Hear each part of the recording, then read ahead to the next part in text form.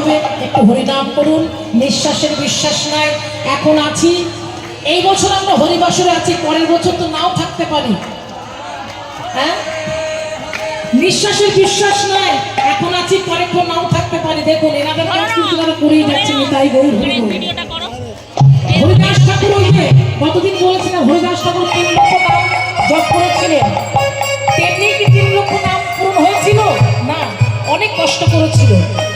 3 লক্ষ নাম পূরণও কিন্তু চারটেখানি কথা নয়, হরিদাস ঠাকুরই একমাত্র সম্ভব হয়েছিল। কিন্তু কষ্ট না করলে কি ভগবানকে পাওয়া যাবে?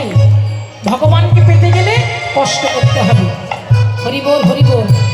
দেখুন মা, এই যে বাহু তুলে হরিনাম কেন করতে হয়, একটু না বলে পাচ্ছি না, একটু কথাগুলো শুনুন। দেখুন বাহু তুলে কেন হরিনাম করতে হয়। আপনার যদি কোনো সন্তান, ভগবান কোথায় থাকে বলতে পারবেন বাবা? জানেন কি ভগবান কোথায় থাকে?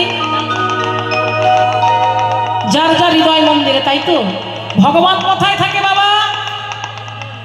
এই যে মায়েরা, ভগবান কোথায় থাকে? যার যার হৃদয় মন্দিরে। আর কোথায় থাকে? সকলের উপরে। নিতাই গৌর হরি বল।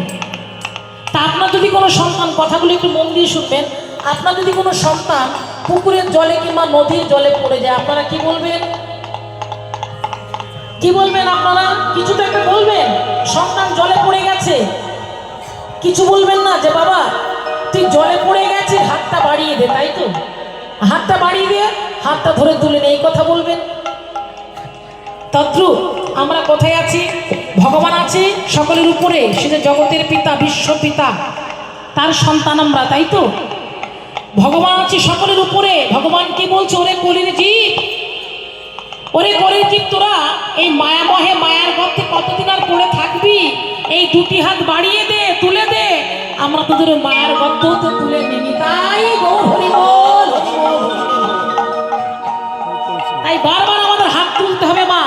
হাত না তুললে, বাহু না তুললে ভগবানের শুভ দৃষ্টি, কৃপা দৃষ্টি হবে না।